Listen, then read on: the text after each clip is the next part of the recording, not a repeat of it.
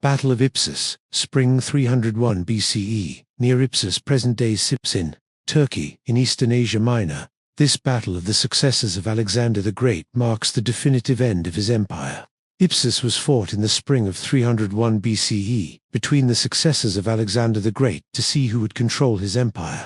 Legend has it that when Alexander the Great lay dying in Babylon in 323, he was asked to whom he left his vast empire. He is reported to have said Kratisto to the strongest. Predictably, a struggle soon ensued among Alexander's chief lieutenants, known as the Diadochi Successors. The so-called Diadochi Wars occurred during 322 to 275. A number of Alexander's lieutenants hoped to inherit his empire. They included Perdiccas, whom Alexander named his regent; Eumenes, Alexander's staff secretary; Lysimachus, a staff officer; Craterus, a division commander and son-in-law of Antipater; and Demetrius, a cavalry commander and son of Antigonus. The most powerful of Alexander's former subordinates, however, were Ptolemy in Egypt, Antipater in Macedonia, Antigonus in Asia Minor, and Seleucus in Mesopotamia. All of these men had been trained by Alexander and were highly skilled professionals. However, they lacked both his vision and his daring. Certainly they did not share his genius for war. Ptolemy was perhaps the best placed. He had the wealth of Egypt to pay for a large army, and he also had Alexander's body, which he had secured to bury at the Temple of Ammon. Antipater not only controlled Alexander's base of operations in Macedonia, but also dominated Greece during the period 334 to 323. Antipater soon died though, and was followed by his son Cassander.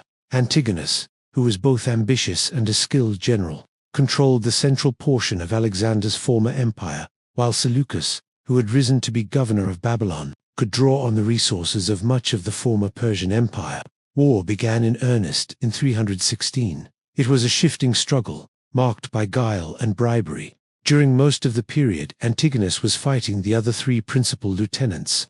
In the spring of 316, Antigonus defeated Eumenes, chancellor of Macedon, at Gabene, near Susa. This victory gave Antigonus the largest number of Alexander's veteran troops. He now also controlled Upper Asia Minor. Antigonus's success drove Seleucus into alliance with Ptolemy, who then appealed to Cassander in Macedon for assistance. In 315, Antigonus demanded an armistice on the basis of recognition of the then existing territorial arrangement. His rivals rejected such an arrangement that would have confirmed Antigonus as the most powerful of them.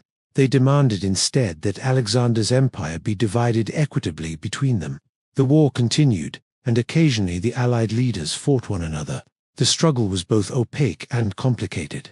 In 322, in the so-called Lamian War at Cranon, Antipater and Craterus crushed a revolt by Athens. The Macedonian navy then obliterated the Athenian navy in the Battle of Amorgos. Demosthenes, who had led the revolt, committed suicide. Perdiccas died in 321, murdered on Ptolemy's order, while Eumenes killed Craterus in 321, and Antipater died in 319. In 317, in the Battle of Perotokina in present-day Iran, Antigonus and Eumenes fought an inconclusive battle. The next year, following another inconclusive battle, Antigonus bribed some of Eumenes' own men to kill him. In 310, Cassander killed Alexander's wife Roxana, and their son, and the legitimate heir, Alexander IV, when he came of age, thus wiping out Alexander's line. In 308, Antigonus secured Cyprus, thanks to a naval battle off Salamis, in Cyprus by Demetrius over Ptolemy's brother Menelaus. This victory gave Antigonus control over the eastern Mediterranean. Antigonus proclaimed himself king and demanded that the others acknowledge this, which would have made him successor to Alexander.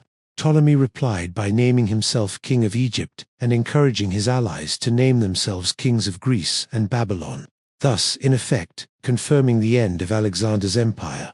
In 307, Demetrius invaded and conquered most of Greece before taking Palestine. Ptolemy repulsed him from Egypt in 305. During 305 to 304, Demetrius laid siege to the island of Rhodes, held by Ptolemy, but Ptolemy was able to resupply it by sea, and Demetrius eventually gave up and retired to Greece.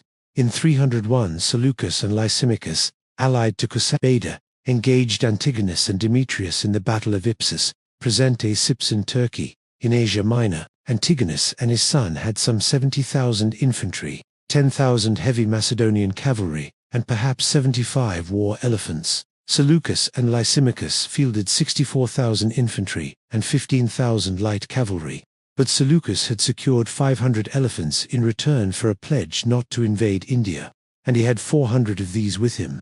Accounts of the battle are sketchy, but apparently both armies deployed their infantry in phalanx formation, facing one another, with the cavalry on the flanks and war elephants as a screen in front. Seleucus, however, committed only about 100 of his war elephants in front, holding the other 300 in reserve. Antigonus attacked, with Demetrius commanding the heavy cavalry, to break the opposing cavalry and wheel in behind his enemy. The battle initially unfolded as Antigonus intended, but Demetrius was so successful that he drove the opposing cavalry from the field and took himself out of the battle. Seleucus then deployed his reserve elephants as a screen to block Demetrius from returning. Accounts differ as to whether these events were by design on the part of Seleucus or mere happenstance. Meanwhile, the Seleucid light cavalry on the other flank advanced against Antigonus' phalanx and broke it with arrows. Antigonus, then 81 years old, was determined to stand and fight, awaiting the return of his son. Antigonus was killed, and Demetrius never did attempt to return. Informed of the results of the fighting, Demetrius escaped with some 9,000 men back to Ephesus. The Battle of Ipsus marked the definitive end to Alexander's empire. Had Antigonus won, no doubt that empire would have been largely reconstituted. Only Ptolemy would have remained of Antigonus's opponents, and he could have soon been defeated. Such an empire would have presented a serious obstacle to Roman expansion. As it worked out, the Eastern Empire now broke into a series of smaller states, none of which could stand alone against Rome.